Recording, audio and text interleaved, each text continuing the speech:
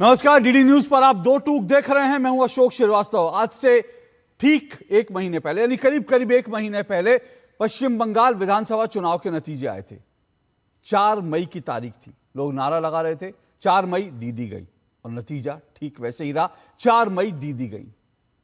लेकिन आज 3 जून है। आज से ठीक एक महीने पहले 3 मई को चुनाव नतीजे क्या होंगे, इस पर लोगों के अलग अलग आकलन थे, अटकलें थी।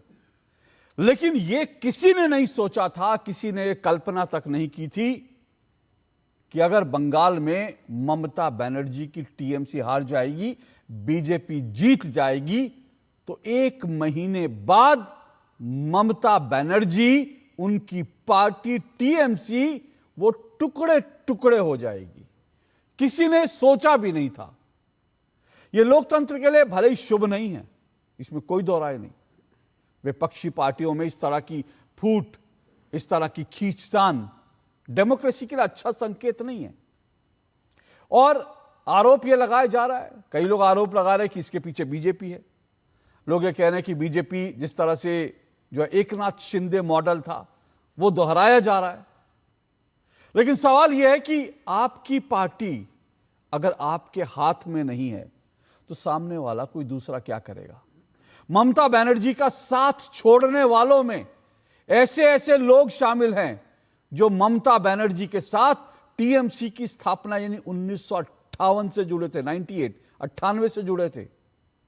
जो लोग ममता बनर्जी के साथ 3 दशक से ज्यादा समय तक थे, अगर आज वो ममता बनर्जी से छिटक कर जा रहे हैं तो फिर इसके पीछे किसी को दोष देने से पहले टीएमसी को और ममता बनर्जी को अपने गिरेबान में जरूर झांकना चाहिए।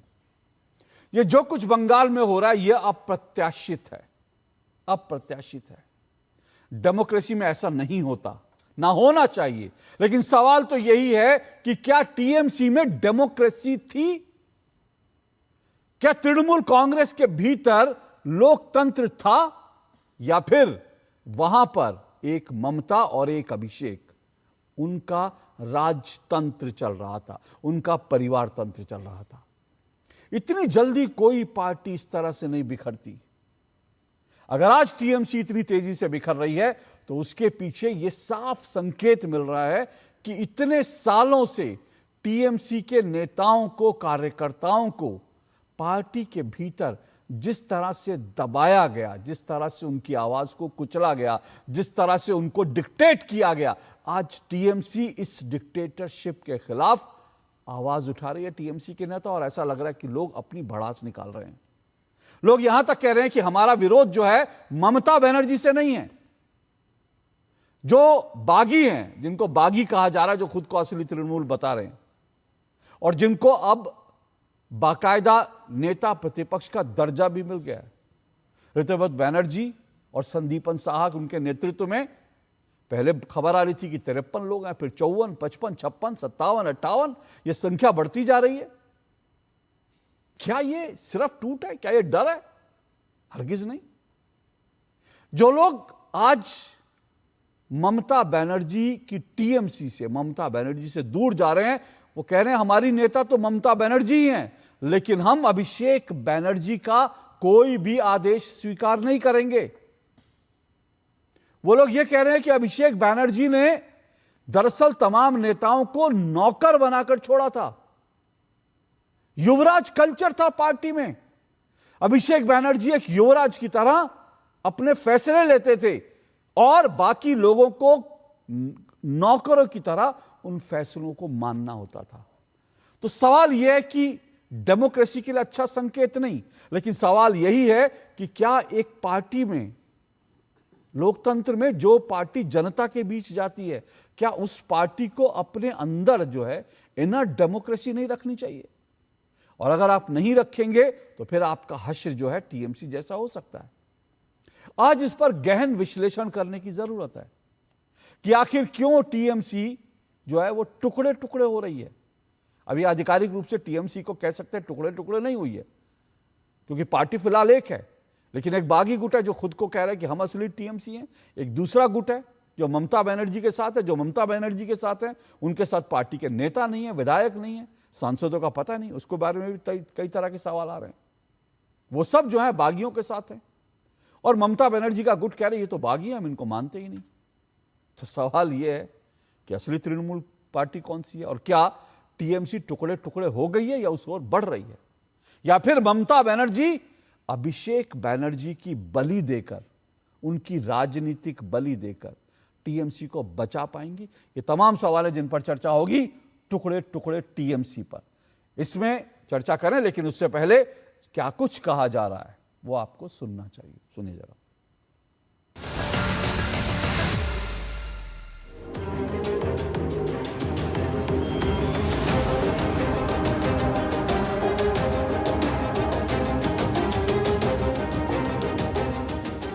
अभिषेक बनर्जी का कोई भूमिका ही नहीं रहेगी, उनका साथ ये हमारा लेजिस्लेटिव पार्टी का कोई संबंध ही नहीं है, उनके साथ आवाम का भी कोई संबंध नहीं है, दूर दूर तक बंगाल का आवाम का कोई संबंध नहीं है। एक एक्सपेल्ड एमएलए को वो बार बार उसको इतना पार्टी चेंज करने का जरूरत क्यों होता है, उसका क्या क्रेडिबिलिटी है?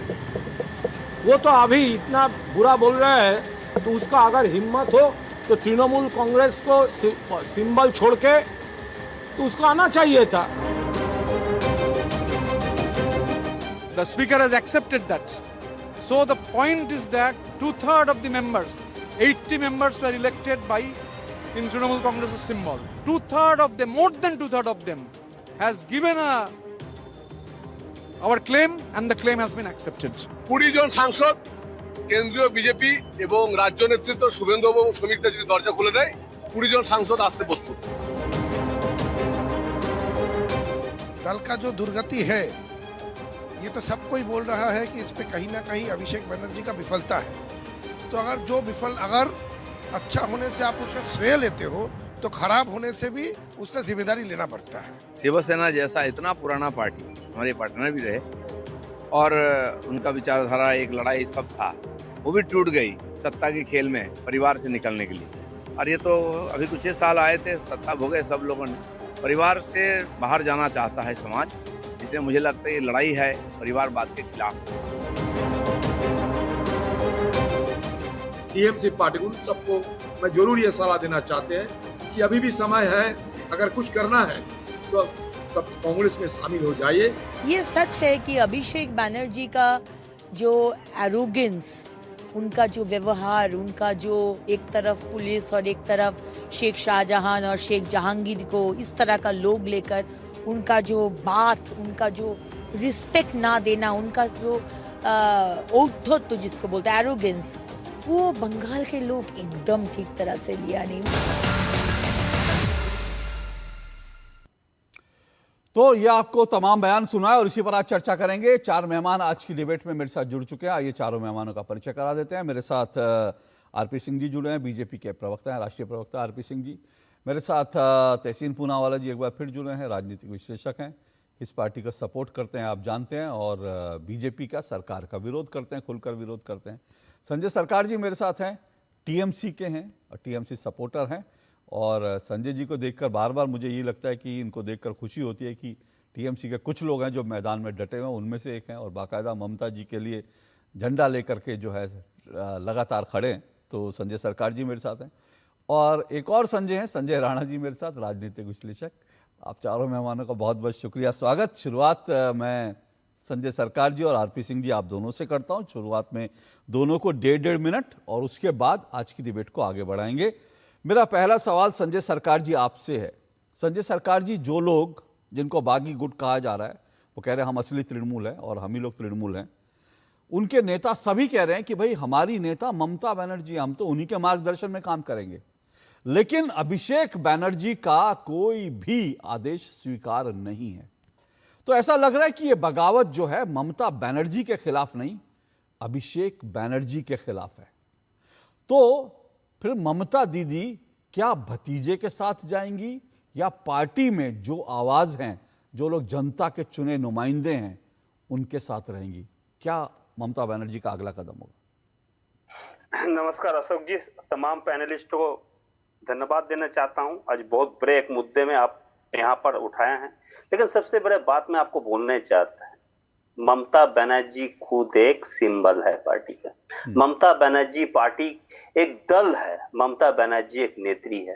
तृणमूल का मतलब है जनता और जनता का मतलब है ममता। मैं आपको एक क्यों कहना चाहता है, हम जनता से जुड़े हुए ऊपर में आए हैं। हम बीच में कोई नेता नहीं है, बात बाकी हम लोग का एक ही नेता है, ममता बनर्जी। आज ऋतु बोतो से लेके संदीपन से लेके सब आप एक जमाना देखेंगे। मैं 2018 में तो ऋतु बोतो ज्वाइन किया और स्वर्ण कमल शाह का बेटा है संदीपन शाह, वो भी मतलब जिसको अभिषेक को घर में धरना देके बैठा रहते थे इन्हीं लोग बैठा रहते थे। आज अभिषेक गलत हो गया। आप क्यों पहले गलत नहीं बोल रहे हैं? अगर इतना ही हिम्मत है, जावेद खान बोल रहे हैं पार्टी में। अक्सर जावेद खान जो बोल रहे हैं ना, वो बात है जो अवैध निर्माण जब तोड़ा गया था तब उसको याद आया, जावेद खान को जो अवैध निर्माण फिल्म में तोड़ा गया ना, उसको याद आया टीएमसी में डेमोक्रेसी नहीं है। उसको पहले उसको डेमोक्रेसी याद आ रहा था। और सत्ता का मलाई मतलब जो इस तरफ से चाटे हैं कि भाई मतलब जो मधुमक्खी भी आएंगे तो उसको मौका नहीं मिलेंगे कुछ मिले उससे।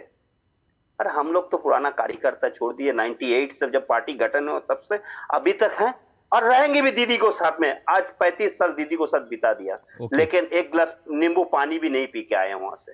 नहीं, कोई भी अंगली नहीं उठा सकता।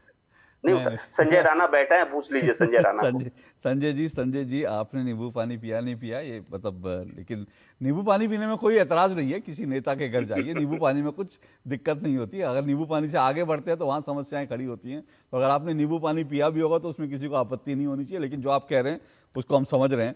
बहरहाल आरपी सिंह जी, भाई दूसरी तरफ ये कहा जा रहा है, आरोप ये लग रहे हैं जो संजय सरकार कह रहे हैं कि भाई ऐसा थोड़ी, ये तो हमारे लोग थे, अब तक जो है अभिषेक बनर्जी के घर बैठे रहते थे, अब तक किसी ने आवाज़ नहीं उठाई। तो फिर बात यही उठती है कि ये जो है शिंदे मॉडल है, एकनाथ शिंदे मॉडल है बीजेपी का जो बंगाल में अब काम कर रहा है। अशोक जी, मैं अपनी बात शुरू करूं उससे पहले मैंने आज एक ट्वीट किया, उसमें मैंने एक चित्र डाला था। इससे आपको समझ लगे, नींबू पानी की बात कर रहे थे ना, ये समझ लग जाएगा कैसा नींबू पानी चलता था। वो जो छतरी मैंने दिखाई है उसमें वो नोटों की छतरी थी, वो उसी से ही सारी पार्टी चलती थी। वो आपको तो नींबू पानी नहीं मिला पीने को मिला होगा। पार्था जी के घर पे तो कुछ 50 करोड़ के रुपए पाए गए थे, वो मशीन तक गर्म हो गई थी, याद है आपको? वो आपके एक लंबी सूची है, कोल घोटाला और सब घोटालों की सूची है। मैं कोल घोटाला इससे बोला कि उसमें अभिषेक बनर्जी का नाम है, ईडी उनके दरवाजे पर पहुंच रही होगी या पहुंच गई होगी। परंतु जो मूल बात समझे, इन्होंने कहा कि वो सत्ता की मलाई खा रहे थे, यही तो दिक्कत है। वो सत्ता को मलाई समझकर बैठे थे, सेवा नहीं समझकर बैठे थे। और सत्ता को सेवा समझकर काम किया तो आज ये दिक्कत ही नहीं आती। और जो दिमाग में फतूरी चढ़ जाती है ना कि मैं हूं सत्ता, वो तंग कर रही है। अभिषेक बनर्जी ने सिर्फ वहां के समाज को नहीं डराया, जिसका विरोध लोगों ने इस बार वोट डालकर कर दिया, तभी इनकी 80 सीटें रह गई। 80 में से अब वो जो 60 गायब हो गए, वो उसी के चक्कर में गायब हो गए। उसी के चलते हुए 60 बाहर हो गए, क्योंकि उनको वो जो डर था ना, वो डर उनके दिमाग से निकल गया। वो जो अभिषेक बनर्जी खड़े होकर कहते मैं आंखें निकाल दूंगा, मैं ये फलाना कर दूंगा, 4 तारीख के बाद देखेंगे ये सेंट्रल फोर्सेस चले जाएंगी, अमित शाह जी चले जाएंगे, फिर मैं बता दूंगा। वो सिर्फ डर लोगों तक नहीं था, एक मिनट, लोगों तक नहीं था, वो डर कार्यकर्ताओं में भी था, वो डर नेताओं के मन में भी था। नहीं तो ककोली घोष क्यों बाहर आती? इतनी बढ़िया महिला है वो, इतनी अच्छी बहन है वो भी बाहर आ गई। ठीक, मैं आता हूं सर, मैं आता हूं, में आना चाहिए। मैं आता हूं। जो आपने विषय कहा वही इंपॉर्टेंट है। मैं उसी सवाल लेकर संजय जी के पास जा रहा हूं। संजय जी, आपने कहा अभिषेक बनर्जी के घर बैठे रहते थे, अब तक इनको क्यों नहीं दिखाई दिया? सर वो लोग यही तो कह रहे हैं, ये भी कह रहे हैं कि भाई लोगों में डर था, अभिषेक बनर्जी का डर था। लोग ये भी कह रहे हैं कि अगर नेतृत्व के खिलाफ, यानी अभिषेक बनर्जी, ममता के खिलाफ नहीं, वो कह रहे हैं अगर अभिषेक बनर्जी के खिलाफ बोला जाता था तो किसी को उठवा लिया जाता था, किसी के खिलाफ फर्जी केस लगा दिया जाता था। ऐसे में कोई कैसे बोलेगा? सब डर कर रहते थे, और जैसे ही सत्ता गई, डर के आगे जीत है। यही तो वो लोग कह रहे हैं कि नहीं कर सकते थे, आवाज नहीं उठा सकते थे। मैं अगर बोलेंगे तो आप गलत बोलेंगे, लेकिन अगर हम खुल के बोलेंगे तो आपको सुनने पड़ेंगे। चलिए पहले आरपी सिंह जी को जवाब हम पहले दे देते हैं। नहीं, आरपी सिंह जी, अच्छा, कर्नाटक में खोलकर बोलिए। 2023 सुनिए ना, 2023 में मार्च महीना में ये मॉडल विरूपाक्ष को घर में 8 करोड़ रुपया मिला था, मालूम है उसको, बेटा को पास में फिर 1 करोड़ 75 रुपया कैश मिला था। ये भी तो भ्रष्टाचार है, ये तो भ्रष्टाचार के बाहर में नहीं है। रह गया रितोप बोतो के इतना बड़ा जिम्मेवारी दिए थे ना आपको, बागडोगरा से लेके बारोबीसा जो टी गार्डन है ना वहां पर यूनियन के लिए, अब आसनसोल दुर्गापुर से लेकर हल्दिया तक और हावड़ा से लेके इंडस्ट्रियल जहां पर जोन था वहां पर, अगर उसको कार्यक्रम एक एक करके हम उठाएंगे ना तो आप समझ नहीं पाएंगे क्या कहता। मदारी घाट गेस्ट हाउस जहां पर रितोप बोतो को पास मिलने के लिए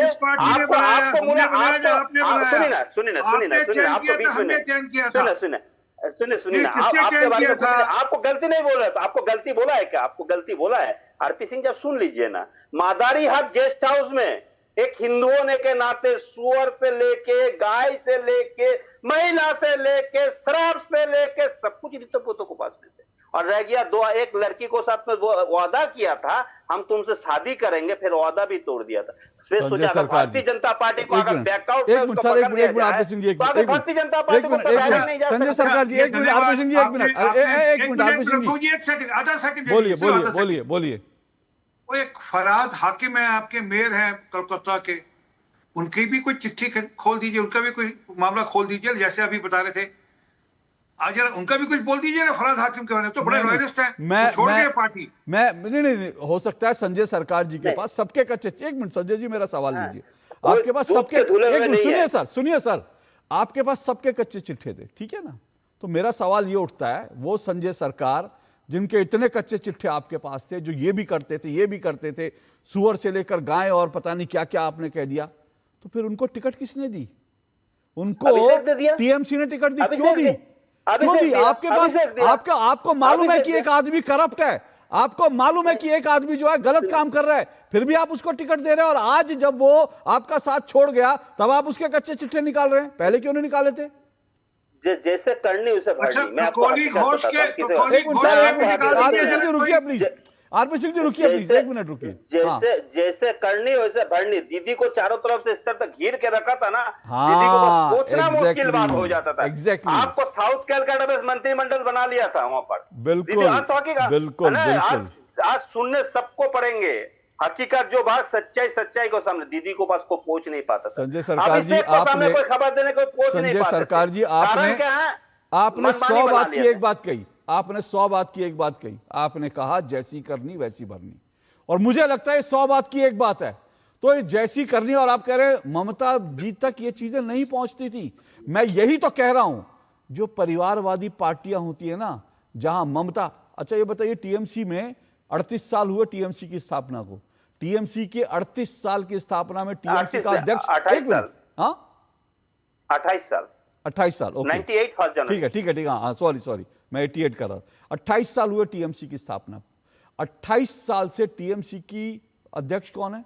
एक ही है टीएमसी के अध्यक्ष, एक ही, ममता बनर्जी। उसके बाद टीएमसी के कौन टीएमसी के जो है जनरल सेक्रेटरी रहे इंपॉर्टेंट, अभी उनका आप डिटेल में जाएंगे तो उनमें वो जनरल सेक्रेटरी रहे, जिनमें से एक आदमी ने पार्टी इसलिए छोड़ी, उन्होंने पार्टी में विरोध भी किया, छोड़ी भी, क्योंकि उन्होंने कहा कि 2021 से अभिषेक बैनर्जी की एंट्री हुई और सब कुछ बंद हो गया। 2014 से ना, उनको महासचिव कब बनाया गया सर? नहीं महासचिव तो फिलहाल, लेकिन 2014 से इनको एंट्री मिला, तभी से खेला के ऊपर खेला। चलिए अच्छी बात है, आपने मुझे दुरुस्त कर दिया, इसके लिए आपका शुक्रिया। आपने कहा कि 2014 से अभिषेक बैनर्जी की एंट्री होती है और उसके बाद पार्टी में खेला शुरू हो जाता है। तो सवाल यह है कि ममता बनर्जी, इसका मतलब ममता बनर्जी गलत लोगों से घिरी हुई थी, गलत लोगों पे ट्रस्ट कर रही थी। तो यही तो मैं कह रहा हूं, अगर अभिषेक बैनर्जी भी गलत हैं और दूसरी तरफ ऋतुव्रत बैनर्जी भी गलत हैं, तो फिर सवाल यह है कि संजय सरकार के पास ममता जी को आना चाहिए था, पर ममता जी ने संजय सरकार जी को जो है नींबू पानी तक काबिल ही नहीं है। हम काबिल नहीं है, हम काबिल ही नहीं है। सर ये आप कह रहे हैं ना, पार्षद का काबिल नहीं है, आप कह रहे हैं सर का काबिल नहीं है, किसने आपको काबिल नहीं होना? Okay RP Singh ji respond कीजिए, फिर मैं तहसीन जी के पास जाऊंगा।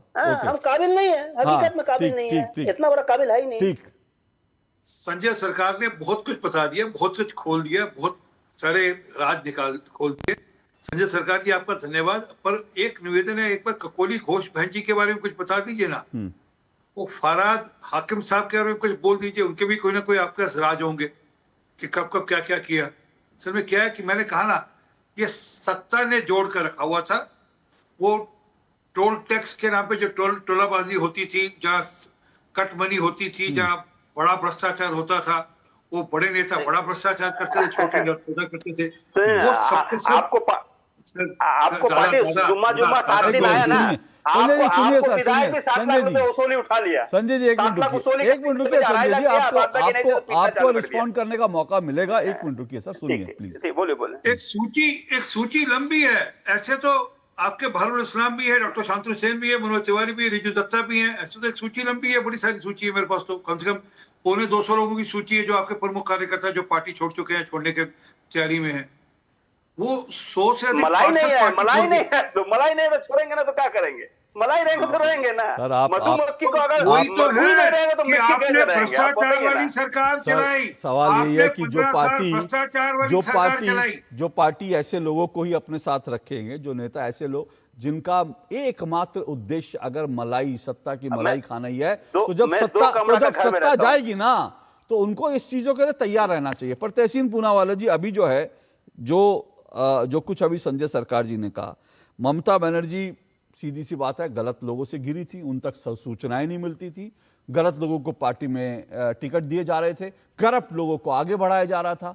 तो फिर अंजाम तो ये होना ही था। फिर इसमें जो है क्यों बोला जाए कि एकनाथ शिंदे मॉडल है या बाकी है। पार्टी तो अपने अंदर जो इंटरनल जो कॉन्फ्लिक्ट थे, जो बोझ था करप्शन का, जो बोझ था तानाशाही का, जो बोझ था परिवारवाद का, उसके बोझ से टूट रही है। थैंक यू अशोक जी, आपके साथ शो में शिरकत करने का मौका मिला, इसलिए आपका शुक्रगुजार हूं। इसे 2 या 3 पहलू से देखना चाहिए।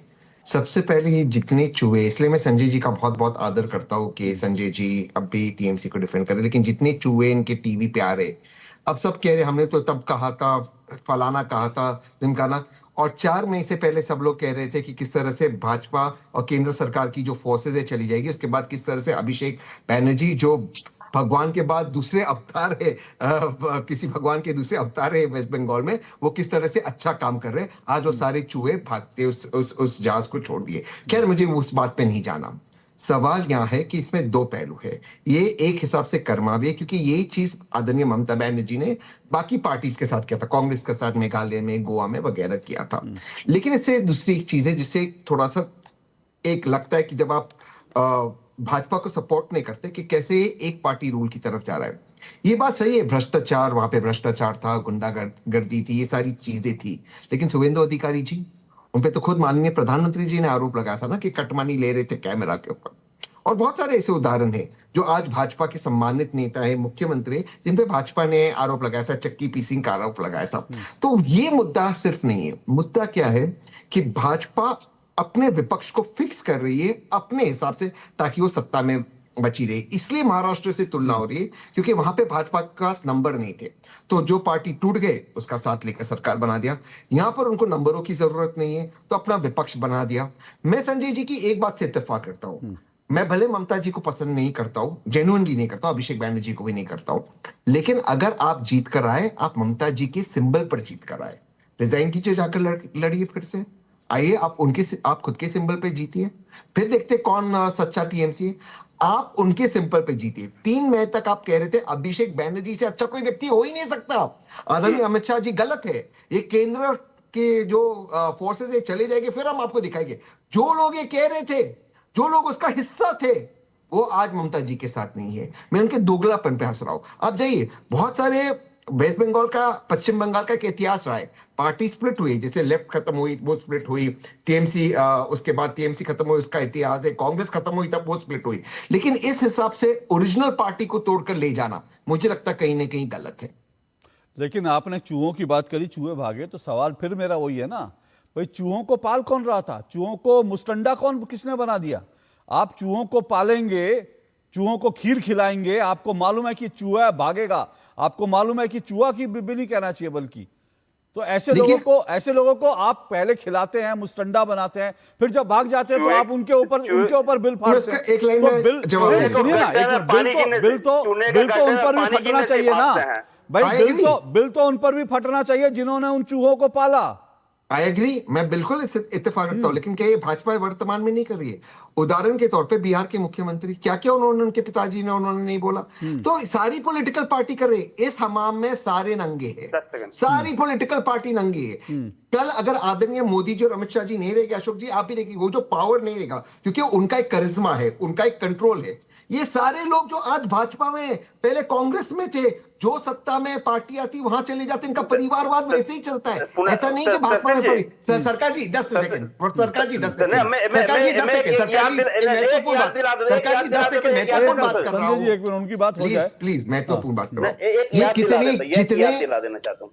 ये जितने लोग हैं, 10 सेकंड, ये जितने लोग हैं, चौधरी परिवार को देख ली, सम्राट चौधरी जी का परिवार, पहले उनके पिताजी शकुनी चौधरी जी कांग्रेस में थे, फिर आरजेडी में गए, नीतीश जी के साथ गए, भाजपा में आ गए, जो पावर में आ गया वहां आ गए। ये सारे लोग वही परिवार रहेगा पावर में, और कल भाजपा जाएगी, ये दोबारा से कांग्रेस में आ जाएंगे, आप इसमें कोई शक मत रखिए। ये लोग वहीं पर, ये इसकी अपॉर्चुनिटी को बंद करना होगा। सुनिए तहसीन जो आप कह रहे हैं ना, ये सब पार्टियों में होता है, ये सब पार्टियों में होता है। सत्ता जाती है तो कुछ लोग इधर उधर भागते हैं, ये कोई आज का खेल थोड़ी है। आयाराम गयाराम कहां से शुरू हुआ था? आ रहा हूं सर, एक मिनट आ रहा हूं सर।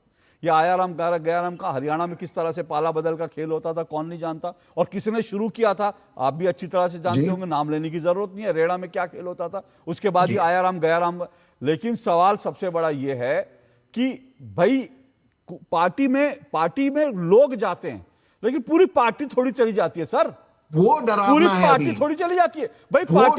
पार्टी में क्या होगा भाई? अगर बीजेपी अगर सत्ता में नहीं रहेगी तो हो सकता है आज जिनका आप नाम ले रहे हैं उनमें से कई बड़े नेता आज छोड़ के कहीं चले जाए, लेकिन बीजेपी थोड़ी चली जाएगी नहीं। पर फिर वो होने तो लगा ना। ये सवाल सबसे बड़ा यही है ना। नहीं अशोक जी, इसमें एक मैं आपसे इत्तेफाक इसलिए नहीं रखता हूं क्योंकि ये ट्रेंड अब शुरू हो चुका है। आप बीजेपी को 1 मिनट रख दीजिए, इसमें क्यों मैं कहूं सिर्फ बीजेपी कर्नाटक में? अच्छा आप बताइए, कर्नाटक में कितने लोगों ने बीजेपी छोड़ दी जब कांग्रेस की सरकार वहां बनी?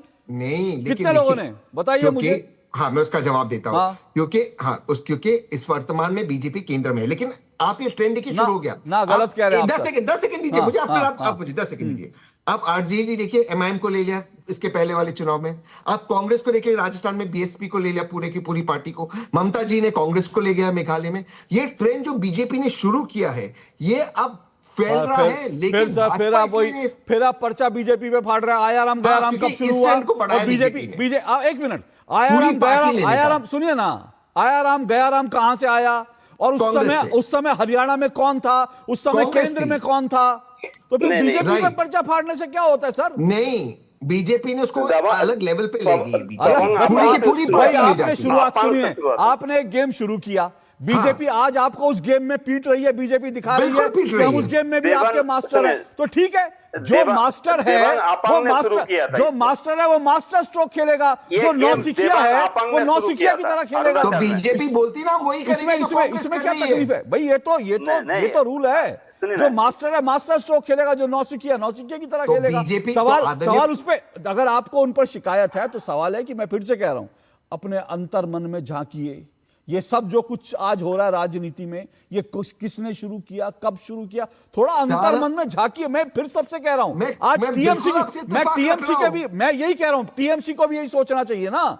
आज टीएमसी को, ममता बनर्जी को ही सोचना चाहिए और संजय सरकार को सोचना चाहिए कि पर्चे इस पर फाड़ो, उस पर फाड़ो। अरे एक बार अपने अंतर्मन में झांक लो ना कि हमने क्या गलतियां की, हमने क्यों इन लोगों को आगे बढ़ाया, हमने क्यों गलत लोगों को साथ लिया। ये सवाल तो है। 1 मिनट रुकिएगा, क्योंकि बीजेपी की बात है, आरपी सिंह जी रिस्पॉन्ड करते, फिर मैं दोनों संजय के पास आऊंगा। 10 सेकंड दीजिए। 10 सेकंड आ रहा हूं सर। 1 मिनट, अभी बीजेपी की बात सर, 1 मिनट। पूरा कांग्रेस का पार्टी को लेकर बीजेपी में शामिल हो गया था अरुणाचल प्रदेश में। देबांग अपंग सर, जब अटल जी का सरकार था सर, आपको मैं बता रहा हूं। सर मैं फिर कह रहा हूं 50 उदाहरण है सर। संजय जी, मैं फिर से कह रहा हूं 50 उदाहरण है। आपकी पार्टी ने किया, उनकी पार्टी ने किया, इनकी सब ने किया।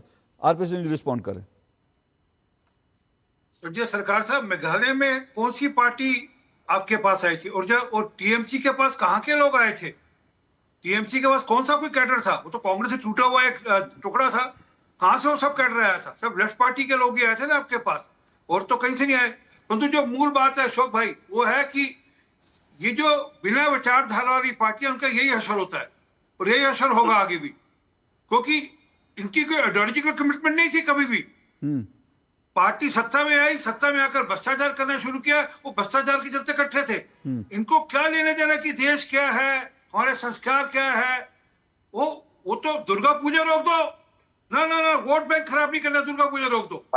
हमने मुहर्रम का जुलूस वाले निकाल दिया। आप भाग नहीं पाएंगे। एक मिनट दादा, टोका नहीं मैंने, आपने बोला 10 सेकंड 15 सेकंड भ्रष्टाचार को तसल्ली करो दादा। दादा एक संजय मिनट सरकार जी, एक सुन के फिर रिस्पॉन्ड करिए, थोड़ा अच्छा लगेगा। तो मैंने कहा ना, इनकी कोई विचारधारा, तो इनकी राष्ट्र की नीति, इनकी कोई इकोनॉमिक पॉलिसी, इनकी कोई विदेश नीति, इनकी कोई इंटरनल सिक्योरिटी पॉलिसी पूछ लीजिए। और कांग्रेस का भी हाल है ईमानदारी से। कांग्रेस ने भी लेफ्ट से कुछ उठाया। लेफ्ट के पास एक आइडियोलॉजी थी, एक विचारधारा थी, वो उसी को कट कॉपी पेस्ट कर कांग्रेस उठा लिया। तभी कांग्रेस का भी यही हाल होता है जब सत्ता से बाहर होते हैं। क्या कि किसी सोच को लेकर, किसी विचार को लेकर, कभी देश कैसा होगा, देश की संस्कृति को कैसे आगे बढ़ाना है, हमने देश की सुरक्षा को कैसे बढ़ाना है, इन विषयों पर कभी चर्चा भी नहीं होती होगी इनके, कभी कभी सोचा भी नहीं जाता होगा। इसलिए हमारे यहाँ जो लोग आते हैं, उनको उस विचारधारा के साथ जुड़ना पड़ता है। अभी हाल में हमारे यहाँ एक ब्लॉक लेवल पे, मतलब एक मंडल लेवल पे हमारे यहाँ कार्यक्रम हुए विचारधारा के ऊपर, देश भर में। उसके बाद डिस्ट्रिक्ट लेवल पे, उसका प्रदेश लेवल पे। ये तो कभी सोच भी सकते इस लेवल पे काम हो सकता होगा। देखिए, मैं आज थोड़ा सा टीएमसी के पढ़ रहा था और तब मुझे याद आया, मुकुल रॉय का नाम सामने आया। संजय जी तो अच्छी तरह से जानते होंगे, संस्थापक सदस्यों में से एक थे। अब वो उन्होंने पार्टी छोड़ी, उनकी नाराजगी हुई, बाद में फिर वो इधर उधर गए, वो सब एक अलग जगह है। लेकिन उनका टकराव कब शुरू हुआ, उसको लेकर कुछ बंगाली पत्रकारों से बात हो रही थी। तो उन्होंने क्या बताया? उन्होंने बताया कि दरअसल मुकुल रॉय को चाणक्य कहा जाता था बंगाल का, कि ममता दीदी के पीछे जो पूरा थॉट है, जो पूरी स्ट्रैटेजी है, वो मुकुल रॉय बनाते हैं, उनको चाणक्य कहा जाता था। और एक बंगला पत्रिका ने ये स्टोरी छाप दी मुकुल रॉय के ऊपर, और मुकुल रॉय को कह दिया बंगेश्वर है, ये बंगाल के राजा है मुकुल रॉय, बंगेश्वर। और यही बात ममता बनर्जी को अखर गई कि भाई बंगाल की रानी तो मैं हूं। ये मीडिया वाले जो हैं, बंगेश्वर जो है मुकुल रॉय को लिख रहे हैं, और यहीं से दोनों के बीच टसल शुरू हुई। अब सवाल यह है, यहां पर अगर विचारधारा इंपॉर्टेंट होती ना, तो शायद ये टसल नहीं होती। लेकिन यहां व्यक्ति इंपॉर्टेंट थे। व्यक्तियों के हाथ में, सत्ता किसके हाथ में है, तूती किसकी बोलती है, उस पर जंग हो रही थी। तो इसीलिए मुकुल रॉय को रास्ते का कांटा माना गया, और उसके बाद अभिषेक बैनर्जी की एंट्री हुई, मुकुल रॉय को साइड लगा दिया गया। ऐसे कई बड़े बड़े नेता हैं। लोग ये कह रहे हैं कि भाई हम संस्थापक सदस्यों में से थे, हमको दरकिनार कर दिया जैसे ही भतीजा आया। अब ऐसे कैसे हो सकता है? अभी मैं सुन रहा था, मैं संजय सरकार जी का ही कहीं बयान सुन रहा था। संजय सरकार जी ने कहा है अभिषेक बैनर्जी मेरे सामने निक्कर पहन के घूमते थे। तो आप सोचिए ना, जो अभिषेक बैनर्जी लोगों के सामने, इन बड़े बड़े नेताओं के सामने निक्कर पहन के घूमते थे, वही अभिषेक बैनर्जी आए और आदेश दें कि चलो बाहर, तुम ये करोगे, तुम ये लड़ोगे, तुम्हें टिकट नहीं मिलेगा। तो आप सोचिए, जिसको आपने बच्चे को निक्कर पहन के देखा हो और जिसको आपने समझाया हो राजनीति क्या होती है, वो आपको आदेश चलाने लगे, तो फिर ये सब चीजें तो होंगी। फिर से कह रहा हूं, मामला अंतर मन में झांकने का है। दूसरों के कपड़े उतार कर, दूसरों के नकाब सब लोग उतार सकते हैं, सबके पास इतिहास है। आज अभी गूगल करेंगे, हर पार्टी का इतिहास सामने आ जाएगा। सबके आप चेहरों से नकाब उतार सकते हैं, लेकिन दूसरों के चेहरों के नकाब उतारने से पहले अपने अंतर मन में भी झांकना जरूरी है। मैं गलत कह रहा हूं संजय राणा? अंतर मन में तो कोई झांक नहीं रहा, क्या हो रहा है ये? गुड इवनिंग अशोक जी, गुड इवनिंग पहले। देखिए, ऐसा होता, तमाशे के साथ राजनीति चालू हुई थी और तमाशे के साथ आज खत्म हो गई है। आपको याद होगा 1974-75 में हम तो पैदा हुए नहीं थे, वहां पे कार पे उछल उछल करके नाटक किया था, तमाशा किया था, और आज देखिए उनकी पार्टी का उछल उछल खत्म हो गई है। देखिए, सिंपल सी बात है, ये मैं कई डिबेट में बोल चुका हूं कि ममता बनर्जी अपनी पार्टी में ही अकेली हैं और सारा दामोदार कहीं ना कहीं अभिषेक बनर्जी के पास है। जितने भी पुराने, जो संजय सरकार जी बैठे बड़े भाई ऐसे हैं, ये एक तरह से फाउंडर मेंबर्स हैं। इन्होंने अपने जी, जमीन, पैसा, दौलत जो भी था पार्टी के लिए दिया, अपनी जान को भी कहीं ना कहीं दांव पे लगा करके पार्टी को खड़ा किया और उनको ही पार्टी से दरकिनार कर दिया गया है। तो ऐसे लोगों की जगह नहीं। और ये बोल देना कि हाँ किसने किया दरकिनार? पार्टी ने किया, नहीं ममता बनर्जी, अभिषेक बनर्जी ने अभिषेक बनर्जी ने बिल्कुल किया। अभिषेक बनर्जी ने किया, ममता बनर्जी ने किया। ये बताइए ममता बनर्जी की अंधी थी? नहीं थी। सिंपल सी बात, जितनी परिवारवादी पार्टी हो, आप चाहे अभिषेक बनर्जी को देख लीजिए, अखिलेश यादव को देख लीजिए, तेजस्वी यादव को देख लीजिए, ये जितने भी हैं सेकंड लेवल के, ये कोई भी अपनी पार्टी को खड़ा नहीं कर पा रहे, चला नहीं पा रहे। उसका कारण है कि वो जमीन से जुड़े नहीं है, जनता से जुड़े नहीं है। जनता और जमीन से आप जुड़े नहीं रहेंगे और पैसे की राजनीति करेंगे, ट्विटर और फेसबुक की राजनीति करेंगे, टीवी डिबेट की राजनीति करेंगे, तो आप खत्म हो जाएंगे। ये बताइए इतनी जल्दी कोई पार्टी टूटी है? मैंने तो अपने पिछले 5 साल से देख कर रहा हूं, इतनी जल्दी कोई पार्टी नहीं टूटी। यहां तो किसी रिजॉर्ट का भी सहारा नहीं लेना, कोई नहीं। आप भारतीय जनता पार्टी पर आरोप लगा रहे हैं इनके पास 207 सीट है भैया, इनको तो जरूरत नहीं बोलना, दूर रहो, थोड़ा दूर खड़े हो, मुझे चाहिए नहीं तुम टीएमसी वाले। सिंपल सी बात है, इनकी अपनी सिर फटौल है और सब मलाई, जैसे मलाई बोले ना, मलाई नहीं बोलेंगे, माल का चक्कर था। सब माल कमा रहे थे और सब चंगा सी लग रहा था। अब माल आएगा नहीं तो सब भगैसी हो गया। अब बता रहे हैं वो सिंपल सी बात है। भी तहसीन भाई बड़ी अच्छी बात बोले, भाई चूहे भाग रहे थे। भाई चूहे कौन, शिप जो डूबता है जो सबसे पहले चूहे भागते हैं। तो शिप जो था, ममता रूपी जो शिप था, वो डूब चुका है, डूब रहा है। तो कहीं ना कहीं वो चूहे भागेंगे। चूहे कौन है? इन चूहों को पाला तो इन्होंने था कि दूसरों के जमीन जायदाद को हड़पो और कब्जा करो और कुतरो और काटो। तो बनाया ममता, हाँ एक मिनट, ममता बनर्जी ने जो जिस शिप में करती थी, उन शिप की पतवार इन चूहों के हाथों में दी थी। आप चूहों के हाथों में अपनी शिप की पतवार दोगे तो भैया आपका शिप तो डूबना ही डूबना है। बोलिए तहसीन जी। मैं संजय भाई की इस बात से बिल्कुल इत्तेफाक रखता हूँ। ये सब चूहे जो आज टीवी पे आके प्रवचन दे रहे हैं कि हमने तो पहले ही कहा था ये गलत थे, ये सब कटमनी ले रहे थे, ये सब उसका हिस्सा थे। आज ये शराफत का बुर्का इसलिए पहने हुए हैं क्योंकि ये चाहते हैं कि इन पे कोई एक्शन ना हो, क्योंकि बीजेपी के सिस्टम में आना चाहते हैं, क्योंकि ये चाहते हैं इन पे कोई वो ना हो। ये सारे के सारे, मैं आपकी बात मेरी मानिए, ये 3 मई को कह रहे थे केंद्र बन जाएगा, अभिषेक बैनर्जी के नेतृत्व में एक नया सुबह होगा। सही है। अरे वो बेशरम लोग अब टीवी पे आके कह रहे हैं नहीं, हमने अभिषेक बैनर्जी को इंटरनली कहा। ये सारे वो लोग हैं। ये सब कम से कम चूहे में कुछ तो मोरालिटी होती है, वो बेचारे पानी में डूब के मर जाते। ये मरने वाले चूहे नहीं है। ये सब दरबार में हाजिरी लगाते थे। अभिषेक बनर्जी शासन शासन पे बैठते थे, ये सब जमीन पे बैठने वाले थे, दरी बचाने वाले। और हमारे भाई जो संजय सरकार है यहाँ पे, वो बेचारे कर्मठ कार्यकर्ता हैं। देखिए आज भी बेचारे कंधा लेके खड़े हैं। इशारा कर रहे हैं, चुप रहिए। नहीं चुप नहीं रहूंगा, आपके लिए बोल रहा हूं।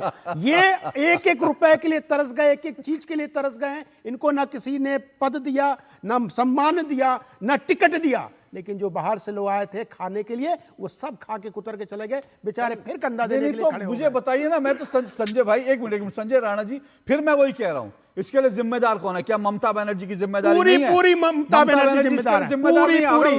अगर मैं ये कहता हूं, अगर किसी राजनेता को अगर यही ना पता हो कि उसके अपने कौन है, उसके पराये कौन है, उसके पार्टी में दुश्मन कौन है, कौन लोग जो है पलटी मार लोग है, अगर किसी नेता को यही ना पता हो, तो क्या उस नेता को पश्चिम बंगाल जैसे राज्य पर शासन करने का अधिकार है? आप छोटी सी बात लीजिए। आईपैक एक एजेंसी है ना, आईपैक पे छापा पड़ा, दीदी मातम मनाने पहुंच गया, अरे चल बेना हो बेना, आमी फाइल लेके भाग बेना। अरे क्या भाई, एजेंसी पे छापा पड़ने दीजिए। आपका नाटक खत्म हो चुका है। इन्होंने फिर नाटक करने की कोशिश की। आज कहा कि भैया आंदोलन करेंगे। आंदोलन में 800 आदमी आए, बताओ, पूरी जमीन ही खसक गई है। नेता तो दूर की बात है, 29 सांसद में से सिर्फ 3-4 सांसद और एक विधायक पहुंचा। सोचिए, 29 सांसद है भाई। हाँ, 42 सांसद है राज्यसभा का। मैं राज्यसभा की सर बात नहीं कर रहा, लोकसभा की बात कर रहा हूँ। उसमें भी बेचारे जो एक काबा और मक्का कर रही थी, वो भी गायब थी, वो भी नहीं दिखी। वो भी नहीं। मैं तो ढूंढ रहा था काबा मक्का कहाँ गई। अरे वो मदीना गई होंगी ना, वो मदीना गई होंगी अभी। वो दिल में था, किसी के दिल में था। हमारे दिल में तो धड़कन होती है, दिल धड़कता है, उनका कुछ और धड़क रहा था, आज गायब थी। वो मदीना गई होंगी, वो काबा जाना चाहिए, धार्मिक स्थल पे जाना चाहिए। और है। हाँ बोलिए।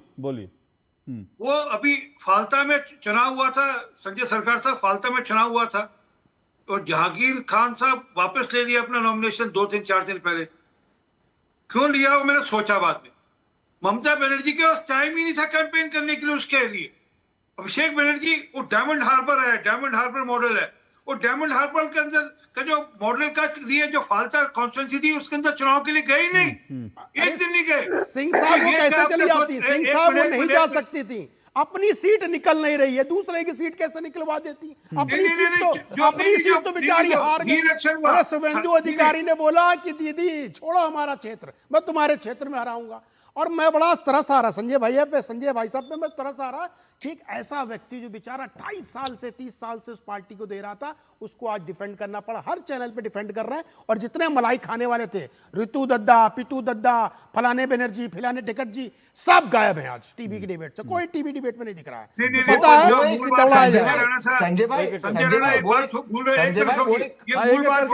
आरपी सिंह, फिर तहसीन और फिर संजय जी के पास आऊंगा।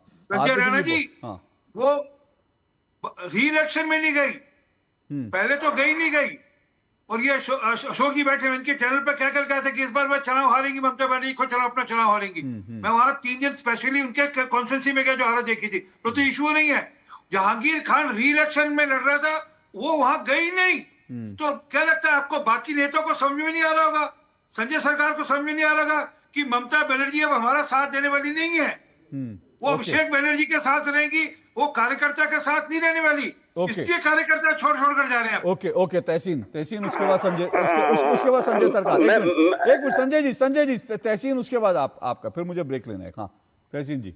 देखिए, मैं फिर भी एक बात कहूंगा कि जिस तरह से लोग ममता जी को छोड़ रहे हैं, वो ठीक है, उनका अंदरूनी मामला हो, वो टीएमसी से इत्तेफाक रखे ना रखे, लेकिन अगर वो छोड़ना चाहते हैं, वो अपने सिंबल पे चुनाव लड़े, या वो रिजाइन करे और दोबारा चुनाव लड़कर आए। जिस व्यक्ति ने इसमें कोई संदेह नहीं कि टीएमसी ममता जी ने शुरू किया था, इसमें कोई दो राय नहीं कि वो वहां की नेतृत्व है, वो उनकी पार्टी है। आप उनकी पार्टी को किडनैप कर ले रहे हो। मुझे लगता है ये गलत है भारत की राजनीति में, और ये लगातार हो रहा है। इससे मैं अग्री नहीं करता हूं। सर आप एग्री करें ना करें, कोई नियम, कोई कानून नहीं है। जिन संविधान को लेकर आप लोग घूमते हैं, उन संविधान में भी नहीं है ऐसा कोई प्रावधान कि आप नैतिकता की बात कर रहे हैं ना, आप कानूनी होना चाहिए। तहसीन जी आप नैतिकता की बात कर रहे हैं, तो सवाल यह है जिस राजनीति में नैतिकता बची नहीं है, वो आप क्या उम्मीद कर रहे हैं? आपको जहां नैतिकता सूट करती है वहां आप नैतिकता का फॉर्मूला लगा देते हो, जहां आपको सूट जो है संविधान करता है वहां आप लाल किताब लेके आ जाते हो। तो ऐसे तो नहीं चलेगा ना। या तो आप हैं तो करिए, आप रखिए बात और इसको संविधान में संशोधन करा के कहिए, संविधान में सुनिए ना, संविधान में संशोधन कराइए, फिर एक ही चीज लेके घूमिए। और नैतिकता का किसमें कितनी बची है, फिर मैं कह रहा हूं वहां मत जाइए। वहां सबके जो है, सबके पिछवाड़े में क्या कुछ होता रहा है, सब अगर देखना शुरू करेंगे तो मुश्किल हो जाएगी। संजय सरकार जी। नहीं, एक छोटी सी बात, 90 बार सरकारें गिरी थी, हमको बोलने दीजिए ना, राज्यों की सरकारें गिरी थी, गिरवाई थी, हमको बोलने नहीं देंगे। ओके बोलिए संजय सरकार जी। ओके संजय सरकार जी। संजय सरकार, आपको मालूम है अशोक जी, जब प्लानिंग कमीशन में दीदी और अमित मित्रा जी मीटिंग में गई थी, किस तरफ से ऋतु बोतर उसको गूंजने में दीदी को कपड़ा फाड़ी है, अमित मित्रा को कपड़ा फाड़े थे, धोती कुर्ता भी खोल दिया था, आपको याद है? प्लानिंग कमीशन राजीव शुक्ला उस समय गया था जाने के लिए, कांग्रेस को कोई नेता भी उस समय नहीं आए थे। और वही नेता हमने भी बोला, हम कपड़ा फाड़ नहीं पाए किसी को, साड़ी खोल नहीं पाया किसी को, इसके लिए हम नेता नहीं बना, ऋतु बोतर नेता बन गया। हकीकत है प्लानिंग कमीशन में हुआ था उस समय, मैं आपको याद है कि नहीं मालूम नहीं है, मुझे ये हुआ था। हाँ बिल्कुल, आप बिल्कुल। तो भाई फिर से मैं यही कह रहा हूं संजय सरकार जी, अगर यही ड्रामा ममता जी को और अभिषेक जी को पसंद था तो आज उनके साथ ड्रामा होगा ही। अगर आप ऐसे ही चाहेंगे कि आपके नेता ड्रामेबाज हों तो फिर ठीक है, भुगतिए आप। यहाँ पर भी खेला है, यहाँ पर भी खेला है, मैं आपको बताता हूँ। आज शुभेंदु अधिकारी भी बहुत बड़ा गेम खेल दिए हैं। आज इनको भारतीय जनता पार्टी में नहीं लिया, 60 से 62 विधायक देके इसको ऑपोजिशन में बैठाया। मैं हकीकत बताता हूँ, LIC डुअल पॉलिसी बंगाल में भी होने वाला है। शुभेंदु भी पलटी खा के इसको साथ में सरकार बनाएंगे, आप ये भी लिख के रख दीजिए आज की तारीख। ये भी खेला होगा, ये भी खेला होगा, मैं आपको लिख के रख दीजिए। सरकार साहब मुंगेरी लाल के हसीन सपने देख रहे, छोड़ दो। नहीं, ये हकीकत है, ये हकीकत है। शुभेंदु भी किसी का नहीं है और ये ऋतु बोध भी किसी का नहीं है। ये पता नागिन को ये हकीकत है। संजय लिख के फटाफट बीजेपी ज्वाइन करो। संजय जी मौका है, सुनिए संजय जी, मौका अगर आप ऐलान कर दे तो एक ब्रेकिंग न्यूज बन जाएगी आप। हाँ, एकदम तड़ातड़ बोलो।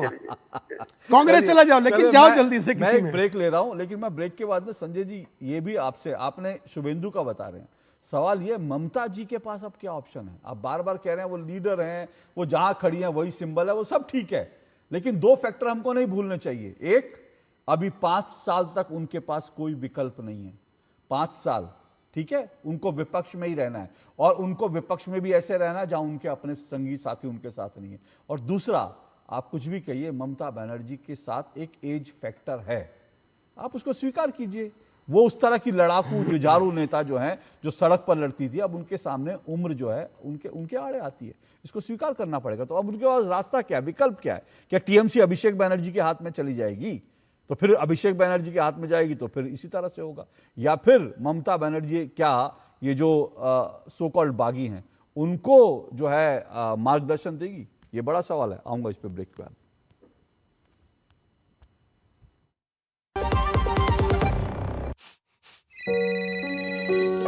हाँ बोल बेटा करण। क्या? जिंदगी की रोज की दौड़ में हम अक्सर चीजें भूल जाते हैं, अंकल। पर अच्छा लगता है जब कोई आपका ख्याल रखता है, जैसे कि आरबीआई ख्याल रखता है आपके अनक्लेम डिपॉजिट्स का। अनक्लेम डिपॉजिट मतलब? वो बैंक खाते जिसमें 10 साल या उससे अधिक से कोई लेन देन न हुआ हो, ऐसे खाते आरबीआई के डीईए फंड में चले जाते हैं। अपने बैंक के किसी भी शाखा में जाकर अपना केवाईसी अपडेट कराइए और अपना अनक्लेम डिपॉजिट वापस पाए। आरबीआई कहता है जानकार बनिए, सतर्क रहिए। मेरी पसंद, मेरी पसंद, मेरी पसंद, मेरी पसंद, हमारी पसंद, हम सबकी पसंद। मजबूत देश का मजबूत सरिया हो गया स्टील। यार कैसे ले पाएंगे घर? नहीं, आज गर्मी बहुत है ना? यस, बहुत ही ज्यादा। पापा, घर खरीदने की planning is not easy. Vini, long term savings का बेस्ट प्लान बताना। LIC protection plus plan. LIC और सेविंग्स? यस, इसमें इंश्योरेंस और फंड्स दोनों में इन्वेस्ट करके गोल्स के हिसाब से सम अश्योर्ड एडजस्ट कर सकते हो। LIC protection plus plan, future insured, growth assured. Goldiee छोले मसाले, जहाँ जाए रिश्ते बनाए। गोल्डी लाए हैं फ्रेश लॉक टेक्नोलॉजी, जो रखे मसालों को हर समय फ्रेश। चलिए, दो टुक आप देख रहे हैं, दो टुक में हम टुकड़े टुकड़े टीएमसी जो है वो लिटरली कह सकते हैं कि टुकड़े टुकड़े हो चुकी है। एक टुकड़ा जो है वो ममता बनर्जी, अभिषेक बनर्जी है, दूसरा टुकड़ा जो है उन विधायकों का है जिनको अब विपक्ष के रूप में मान्यता मिल चुकी है। टीएमसी, असली टीएमसी वो कह रहे हैं। अब सवाल है, ममता बनर्जी के पास विकल्प क्या है? क्या वो जो धड़ा, बागी धड़ा है, जो ममता बनर्जी को अपना मार्गदर्शक बनाना चाहता है, उनके साथ जाएंगी या फिर अभिषेक बनर्जी के साथ रहकर बची खुची टीएमसी को भी डुबाएंगी? इन्हीं सब पे चर्चा कर रहे हैं। संजय सरकार जी, फिर से मैं पूछ रहा हूँ, बीजेपी कांग्रेस छोड़िए, अब ममता जी के पास ऑप्शन क्या है? ये सिर्फ कहने से नहीं होता कि हाँ वो जुझारू नेता है, जहाँ है वही सिंबल है, सब कुछ ठीक है, पर 5 साल अब उनको विपक्ष में बैठना है। देखिए, आप तो 5 साल बहुत दूर के बाद बता रहे हैं। मैं आपको बता, दीदी फायर ब्रांड लीडर है, इसमें कोई दो राय ना। 1 साल दीदी रास्ता में आ जाएगी ना, पार्टी खड़ा हो जाएंगे। क्यों? दीदी रास्ता में आ गई है। अरे दीदी रास्ता में आ गई है। अरे रास्ता में आ गई बाबा। अरे ना आ गई है, निपट गई। अरे दीदी रास्ता में आ गई, बुढ़ापे में रास्ता नहीं होता है। और दीदी रोड में रहेंगे, पार्टी बिल्कुल खड़ा हो जाएंगे। संजय राणा जी पार्टी खड़ा हो जाएंगे, और दीदी को देख के सब यहाँ पर पार्टी करते हैं। हकीकत बात है, दीदी सिंबल है, दीदी दल है, दीदी नेत्री है। तो आप ये कह रहे हैं, सुनिए एक मिनट। अच्छा संजय जी एक छोटा सा जल्दी से, संजय जी समय कम है, एक काउंटर क्वेश्चन। दीदी 1 साल में टीएमसी फिर से खड़ी कर लेंगी, यही कह रहे हैं ना आप? वो एक मिनट, वो टीएमसी वही होगी जिसमें ममता बनर्जी होंगी और सेकंड नंबर अभिषेक बनर्जी होंगी? वो टीएमसी 1 साल में खड़ा कर लेंगी, या 1 साल में ये जो विधायक है जिनको आज आप चूहा कह रहे हैं, जिनको आप कह रहे हैं ये लोग भ्रष्ट थे, ये लोग फलाना करते थे, ममता उनको अपने साथ ले लेंगी? क्योंकि चुनाव तो नहीं हो रहे ना। देखिए, अगर इन लोग को लेंगे ना तो दूसरा सुसाइड हो जाएंगे। दीदी अगर गद्दारों को बीच में रह जाएंगे, देखिए मैं एक चीज आपको बताता हूँ, गद्दार, देखिए आपको ना शकुनी, दुर्योधन, दुशासन से भीम बहुत बड़े थे, क्यों भीम, अगर भीम का अक्ल भी नहीं है ना तो भीम गद्दार नहीं थे। ठीक है। एक चीज आपको लेकिन सुनिए ना आप सुन लीजिए, आपको एक चीज बताने रहे हैं यहाँ पर, ये भाई ऐसा नहीं था कि भीम में अक्कल नहीं थी, क्या कह रहे हो आप? महाभारत पढ़ो। बिल्कुल अक्ल नहीं थे भीम को, आप अच्छा से पढ़ लीजिए जाके। नहीं, अरे भीम बलवान थे, भीम जो है भीम बलवान थे, लेकिन भीम में बुद्धि भी थी।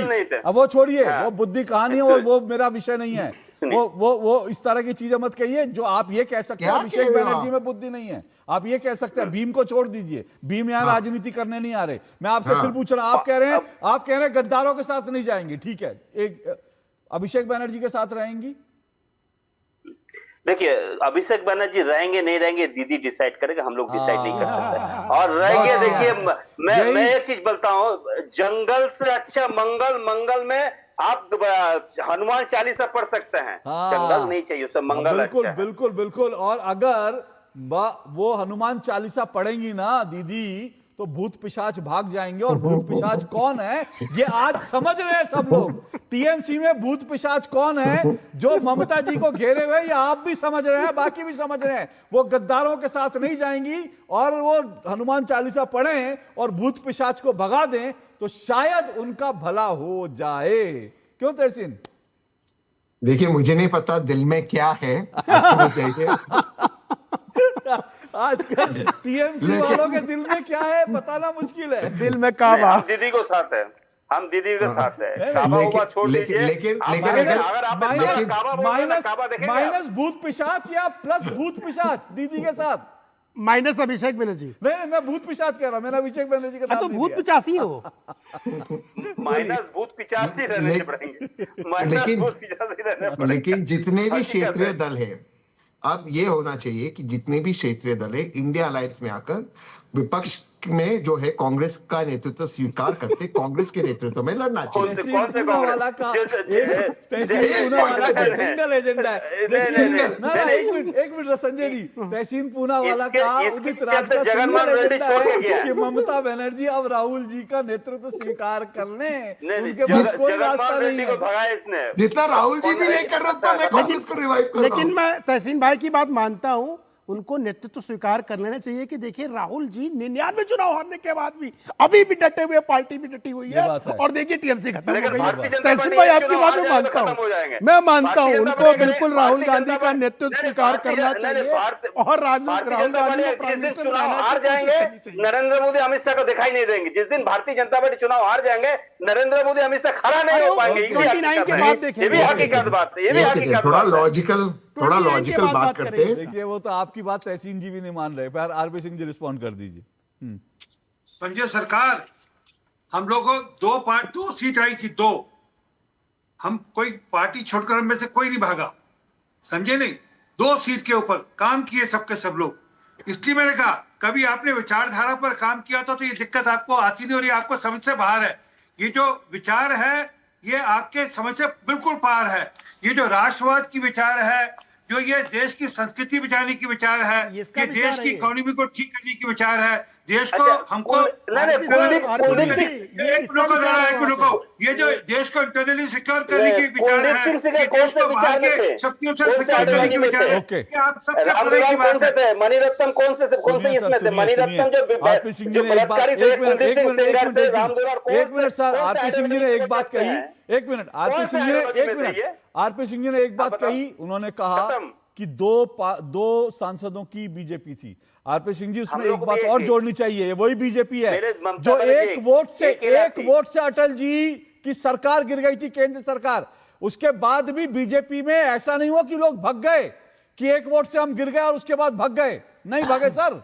और इसीलिए मैं कह रहा हूं, अगर आप 28 साल एक पार्टी चलाएंगे और 28 साल तक एक पार्टी का जो है नेतृत्व जो है एक अध्यक्ष रहेंगी, और उसके बाद अध्यक्ष में किसी और को ताकत मिलेगी तो वो भतीजे को मिलेगी, भतीजी को मिलेगी, चचा को मिलेगी और इसको मिलेगी, तो अल्टीमेटली आपकी पार्टी की यह दुर्गति होना तय है। पार्टी के वो कार्यकर्ता जिन्होंने टीएमसी को अपने खून पसीने से सींचा, अगर आप उनका सम्मान नहीं करेंगे तो फिर एक दिन जो है सब आपको छोड़कर भागेंगे। आज ममता बनर्जी उसी रास्ते पर है, लेकिन फिर से कह रहा हूं, ममता बनर्जी, मैं बार बार कहता हूं और ये बात मुझे कहने में कोई गुरेज नहीं है, ममता बनर्जी जमीन से जुड़ी जुझारू नेता रही हैं, लेकिन उनको पता ही नहीं चला उनके पैरों से नीचे जमीन खिसक गई है और आज उनका ये हश्र हो गया। क्या ममता रियलाइज करेंगी कि उनके पैरों से जमीन खिसक गई है और दोबारा जमीन खड़ी करने के लिए उनको जो करना है क्या वो कर पाएंगी? उसके लिए उनको पहले भूत पिशाच को दूर करना पड़ेगा। भूत पिशाच निकट नहीं ना आवे, महावीर जब नाम सुनावे। आज के लिए इतना ही। बहुत बहुत शुक्रिया सभी मेहमानों का। दो टूक में आपसे फिर मुलाकात होगी। नमस्कार।